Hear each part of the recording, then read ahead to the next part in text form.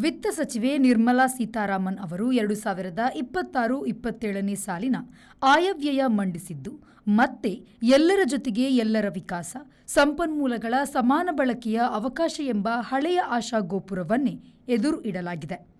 27 ವರ್ಷಗಳ ಬಳಿಕ ಭಾನುವಾರ ಕೇಂದ್ರ ಬಜೆಟ್ ಮಂಡನೆಯಾಗಿರುವುದು ವಿಶೇಷ. ಯಥಾಪ್ರಕಾರ ಕೆಲವು ಸರಕುಗಳ ತೆರಿಗೆ ಏರಿಸುವ, ಕೆಲವನ್ನು ತಗ್ಗಿಸುವ ಕೆಲಸವನ್ನು ಮಾಡಿದ್ದಾರೆ.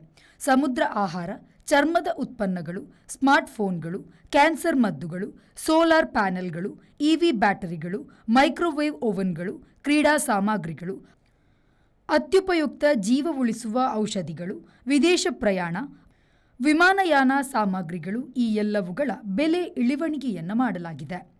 ಆಲ್ಕೋಹಾಲ್, ಎಲ್ಲ ಬಗೆಯ ಹೊಗೆಸೊಪ್ಪು ಉತ್ಪನ್ನಗಳು, ಡಿಜಿಟಲ್ ಕ್ಯಾಮೆರಾಗಳು, ವಿಡಿಯೋ ಗೇಮ್ಗಳು, ಕೊಡೆಗಳು, ಕಾಫಿ ಉತ್ಪನ್ನ, ವಯಸ್ಕರ ಸ್ಯಾನಿಟರಿ ಪ್ಯಾಡ್ಗಳು, ಕಬ್ಬಿಣ, ಕಲ್ಲಿದ್ದಲು ಮೊದಲಾದವುಗಳು, ಸಿಡಿ ರ್ಯಾಮ್ಗಳು, ಇ-ರೀಡರ್ಗಳು ಮೊದಲಾದವುಗಳ ಬೆಲೆ ಏರಿಕೆಯಾಗಿದೆ.